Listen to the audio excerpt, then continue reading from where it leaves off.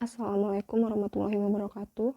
Di sini saya akan menjelaskan tentang peradaban Islam di Indonesia, pra kemerdekaan dan juga pasca kemerdekaan. Jadi, Islam itu datang ke Indonesia, ada beberapa teori. Yang pertama itu ada teori Gujarat.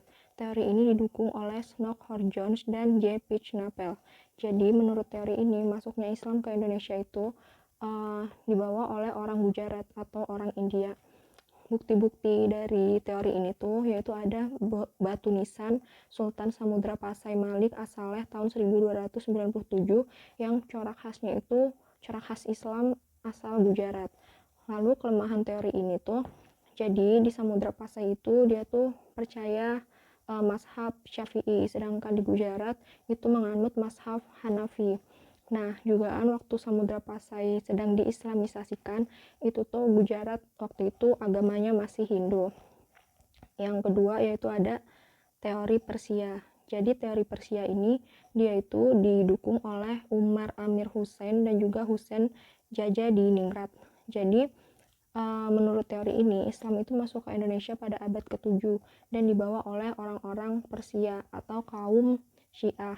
Bukti dari teori ini tuh adanya persamaan kebudayaan seperti kebudayaan Asyura, lalu juga kesamaan ajaran Sufi, lalu juga ditemukan makam Maulana Malik Ibrahim tahun 1419 dan juga kesamaan seni kaligrafi pada beberapa batu nisan. Kelemahan dari teori ini, jadi tadi kan dibilangin Islam itu masuk ke Indonesia pada abad ke-7. Padahal pada abad ke-7 itu Islam di Timur Tengah itu masih dalam genggaman Khalifah Umayyah yang ada di Damaskus, Baghdad, Mekah, dan juga Madinah. Jadi kayak di abad ke-7 itu Timur Tengah masih pada genggaman Bani Umayyah. Jadi kayak nggak mungkin kalau misal ulama Persia itu menyebarkan Islam secara besar-besaran di Nusantara. Yang selanjutnya itu ada teori Arab atau teori Mekah. Teori ini didukung oleh Van Loor, Anthony H. Jones, T.W. Arnold, dan Buya Hamka. Jadi isi teori ini itu Islam dibawa oleh orang-orang Mekah yang sangat bersemangat menyebarkan agama Islam di seluruh penjuru dunia.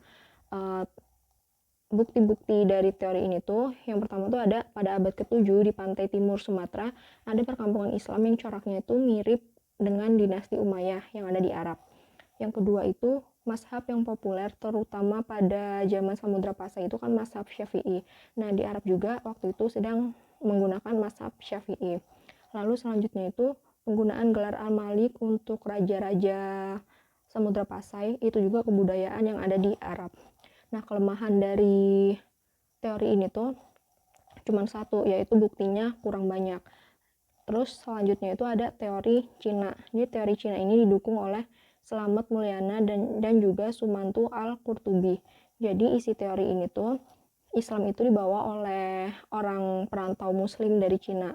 Kayak bukti-buktinya itu ada perpindahan orang-orang muslim Cina yang menetap di Palembang. Lalu ada juga raja pertama Demak yaitu Raden Fatah yang dia itu merupakan keturunan Cina. Lalu gelar-gelar raja Demak itu juga menggunakan istilah-istilah Cina. Kelemahan dari teori maritim. Teori maritim ini didukung oleh N.A. Baloch. Jadi isi dari teori ini tuh penyebaran Islam di Nusantara tidak bisa dilepaskan dari kemampuan umat Islam dalam menjelajahi samudra.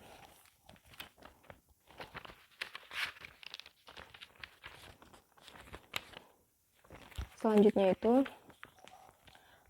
Islam itu berkembang pesatnya itu atau berkembang besar itu pada abad ke-12 Masehi dan menurut para sejarawan Islam itu masuk ke Indonesia ada dengan beberapa jalur. Yang pertama itu ada jalur perdagangan. Jadi di jalur perdagangan ini sangat menguntungkan karena raja dan juga bangsawan itu tuh ikut serta berdagang. Jadi mereka tuh berdagang tapi sambil berdakwah Islam juga gitu. Terus yang kedua itu ada jalur perkawinan. Jadi jalur perkawinan ini orang-orang yang menyebarkan Islam itu melakukan perkawinan dengan orang pribumi dan akan menghasilkan keturunan Islam juga yang pasti. Terus yang ketiga itu ada tasawuf. Jadi lewat jalur tasawuf itu contohnya kayak magic gitu atau bukan mistis, magic gitu. Jadi magic itu adalah kemampuan atau kemampuan kepada seseorang gitu. Jadi kayak misal contohnya mungkin ketika ada yang sakit, lalu seorang sufi atau seorang yang agamanya kuat itu mencoba mendoakan, karena kan orang yang agamanya kuat itu doanya lebih terjabah oleh Allah. Jadi mungkin dia mengamalkan doa-doa, mendoakannya gitu. Setelah itu mungkin sembuh, sehingga masyarakat tuh percaya kalau itu tuh seperti magic gitu. Akhirnya mereka memeluk Islam. Yang selanjutnya itu ada pendidikan. Pendidikan itu ya seperti pondok pesantren, masjid, terus yang dilakukan oleh para kiai, ulama gitu-gitu. Terus selanjutnya itu ada kesenian, contohnya kayak wayang, sastra. Lalu ada politik. Politik juga itu sangat berpengaruh karena pada saat itu tuh kayak demi politik, kerajaan-kerajaan Islam itu memerangi kerajaan non-Muslim. Sehingga waktu kerajaan Islam menang, akhirnya masyarakat ikut memeluk Islam karena melihat kemenangan ini. Terus sebelum Islam datang di Indonesia itu kan udah ada agama Hindu dan agama Buddha juga. Terus Islam itu juga menyebar ke wilayahnya tuh nggak sekaligus menyebar gitu, pasti kayak bertahap satu-satu gitu. Jadi waktu Islam masuk ke wilayah-wilayah itu tuh belum ada dampak-dampak politik karena memang awal mulanya itu untuk berdagang. Lalu pada abad ke-13 kerajaan-kerajaan itu pada mengalami kemunduran, sehingga situasi ini tuh dimanfaatkan oleh pedagang muslim untuk mendukung daerah-daerah yang muncul dan mengaku kerajaan Islam gitu. Terus Islam juga itu udah memberikan corak kultur bangsa Indonesia, dan dia tuh memiliki kekuatan politik di dalam pemerintahan yang ada di Indonesia gitu sebelum Belanda itu datang. Terus itu tuh dilihat dari munculnya kerajaan-kerajaan Islam yang ada di Indonesia. Yang pertama itu ada kerajaan Islam yang ada di Sumatera. Jadi ada 3 kerajaan Islam yang ada di Sumatera, yaitu ada Perlak, Pasai, dan juga Aceh. Pada abad ke-8 itu ada 8 kerajaan dan semuanya itu menyembah berhala kecuali kerajaan Perlak. Nah, kerajaan Samudra Pasai sendiri ini tuh ditaklukin sama Portugis, ditaklukin oleh Portugis. Terus dia tuh memperkasai Islam gitu, memperkasai negara Islam itu buat bersatu. Jadi kayak politiknya dia gitu buat menyatukan umat Islam, buat menyatukan negara-negara Islam menjadi satu negara yang besar yang disebut dengan Aceh Besar. Selanjutnya itu ada kerajaan Islam yang ada di Jawa. Jadi penyebaran Islam pertama kali yang ada di Jawa itu melalui Wali Songo. Bahkan raja itu tidak akan dianggap raja kalau dia belum disahkan dan belum diakui oleh Wali Songo. Jadi ketika melemahnya Majapahit saat itu tuh memberi peluang untuk penguasa Islam untuk membangun pusat-pusat kekuasaan independen, sehingga para bupati telah menjadikan agama Islam sebagai instrumen politik untuk memperkuat kedudukannya. Setelah itu yang selanjutnya ada kerajaan Islam di Kalimantan. Jadi ada kerajaan Islam di Kalimantan, Maluku, dan juga Sulawesi. Jadi pada awal abad ke-16, Islam itu masuk ke Kalimantan Selatan di kerajaan Daha atau di bagian Banjar. Jadi kerajaan Daha itu tuh dia merupakan kerajaan Hindu. Nah, berkat Sultan Demak, akhirnya rakyat itu tuh masuk Islam gitu. Rakyat itu diajak masuk Islam, dan akhirnya berdirilah kerajaan Islam yang raja pertamanya itu Pangeran Samudra. Lalu pada abad 10 dan abad 11 di Maluku itu udah rame perniagaan atau perdagangan rempah-rempah, itu terutama itu kayak cengkeh sama pala. Nah, karena ramenya atau karena banyaknya pedagang muslim, akhirnya berkat Datuk Maulana Hussein, para raja di Ternate itu menerima Islam sebagai agamanya. Lalu setelah itu pada masa revolusi. Jadi pada masa revolusi itu semua tuh udah terfokusnya jadi pada masa revolusi semua itu udah kayak fokusnya bersatu buat ngelawan penjajah gitu. Jadi bersatu buat ngelawan jadi pada zaman revolusi mereka itu udah fokusnya bersatu melawan penjajah gitu. Nah, untuk memudahkan para umat Islam itu untuk menyampaikan aspirasi atau biar tetap bisa mendukung perjuangan kemerdekaan Indonesia, itu akhirnya dibentuklah partai politik yang pada saat itu pokoknya ini tuh partai politik pertama yang berasaskan Islam, yaitu Partai Masyumi. Jadi Partai Masyumi itu tuh waktu itu satu-satunya partai Islam yang ada di Indonesia.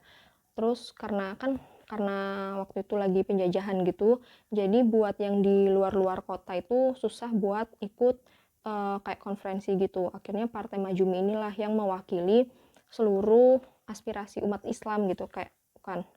Jadi Partai Masyumi inilah yang dia tuh mewakili kepentingan politik umat Islam yang ada di luar Jawa juga. Nah, terus setelah Indonesia memproklamasikan kemerdekaan dia, itu tuh akhirnya kan pemerintah didasarkan atas Pancasila dan Undang-Undang Dasar. Nah, ini juga berdasarkan atau dilandasi juga tetap dengan Al-Quran. Terus dalam struktur pemerintahan Indonesia itu dibentuklah Departemen Agama. Nah, karena setelah dibentuk Departemen Agama ini, akhirnya mulai terfokuslah untuk meneruskan pendidikan madrasah. Nah, akhirnya disetujuin lah sama Departemen Agama ini.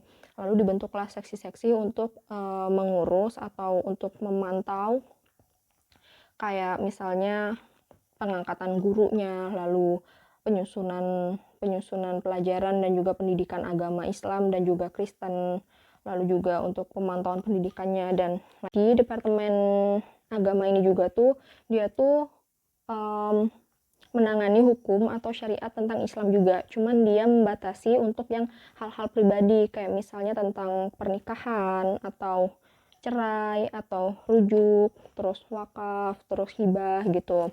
Nah, cara lain pemerintah Indonesia dalam menyelenggarakan administrasi Islam itu dengan cara membentuk majelis ulama. Terus yang selanjutnya itu ada perkembangan peradaban Islam pasca kemerdekaan. Jadi Islam itu masuk ke politik pertama kali saat pemilu. Diadakan pemilu jadi Islam itu masuk pertama kali saat diadakan pemilu pemilihan. Jadi Islam itu masuk pertama kali itu yaitu waktu diadakan pemilu dengan cara membentuk sebuah partai gitu, dengan cara membentuk partai-partai Islam, yaitu Partai Masyumi dan juga Partai NU. Jadi di sini itu Islam tuh tetap berpolitik, cuman dengan tetap menanamkan nilai-nilai Islam. Lalu apa sih perbedaan Partai Masyumi dan NU ini? Jadi kalau Partai Masyumi itu dia tuh membangun suatu masyarakat Muslim, tapi akibatnya dia tuh mengharapkan suatu negara Islam gitu. Terus kalau yang NU, jadi kalau yang NU itu dia tuh yang penting langkah pertamanya itu memperjuangkan suatu negara Muslim, lalu setelah dia mendapatkan negara Muslim, dia bisa mengislamkan masyarakat yang ada di dalamnya. Lalu perbedaan yang kedua itu, kalau di Partai NU, ulama itu tuh kayak memiliki kedudukan yang penting gitu di dalam partai tersebut. Cuman kalau di Masyumi, ulama itu tidak seberapa menonjol di dalam partai. Lalu selanjutnya itu, setelah itu keluarlah maklumat presiden, yaitu tentang disetujuinya partai-partai. Setelah itu keluarlah maklumat presiden tentang disetujuinya partai-partai. Nah, akhirnya 3 partai kuat yang tadinya tuh kayak berkelahi gitu, akhirnya dia muncul lagi, yaitu ada Partai Masyumi, Partai Sosialis, dan juga Partai PNI. Nah, tapi saat dekret presiden, ternyata Undang-Undang 1945 itu diberlakukan kembali, sehingga Partai Masyumi itu Tapi saat dekret presiden, Undang-Undang 1945 itu diberlakukan kembali sehingga menjadi demokrasi terpimpin. Dan akhirnya Partai Masyumi itu dihapuskan dan anggotanya itu satu persatu mengundurkan diri. Lalu pada masa demokrasi terpimpin. Pada masa demokrasi terpimpin itu dengan bubarnya Partai Masyumi tadi itu, partai-partai Islam seperti NU, PSII, dan PERTI itu tuh kayak harus ngimbangin apa kemauan Presiden Soekarno. Karena Presiden Soekarno di sini tuh didukung sama musuhnya mereka, yaitu ABRI dan juga PKI atau Partai Komunis. Lalu partai-partai Islam ini tuh berharap biar nggak senasib sama kayak Mas Jumi, tapi sayangnya ternyata partai-partai Islam ini tuh nggak ada satupun yang dikasih jabatan penting di dalam kepemerintahan. Lalu selanjutnya, nah akhirnya Presiden Soekarno kembali mengeluarkan idenya, yaitu Nasakom, nasionalis, agamis, dan juga komunis. Tapi di sini tuh yang paling banyak berpihak itu justru PKI. Hal ini pun menyebabkan kayak bingung gitu ya, kayak nggak adil atau ketidakpuasan untuk umat Islam, karena ya kayak gitu kan, karena yang berdominan di situ adalah PKI. Nah, akhirnya demokrasi terpimpin ini berakhir yaitu dengan gagalnya gerakan G30 SPKI yang di situ tuh bekerja sama antara partai politik Islam dengan ABRI juga untuk menumpas gerakan ini. Dan akhirnya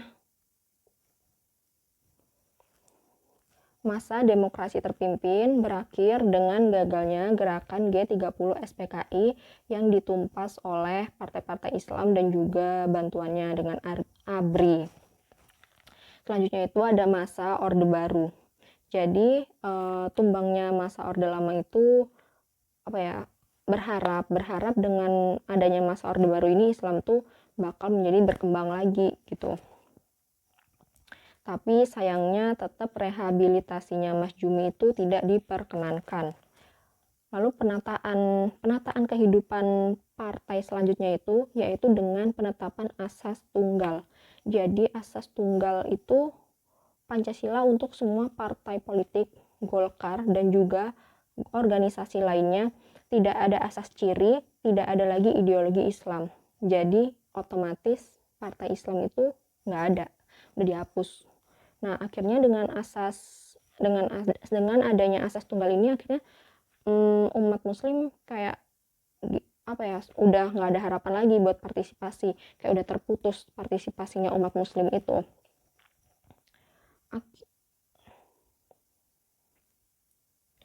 Dengan adanya asas tunggal ini umat muslim tuh berpikir bahwa udah nggak bisa lagi berpartisipasi, udah terputus lah partisipasinya umat muslim gitu kan.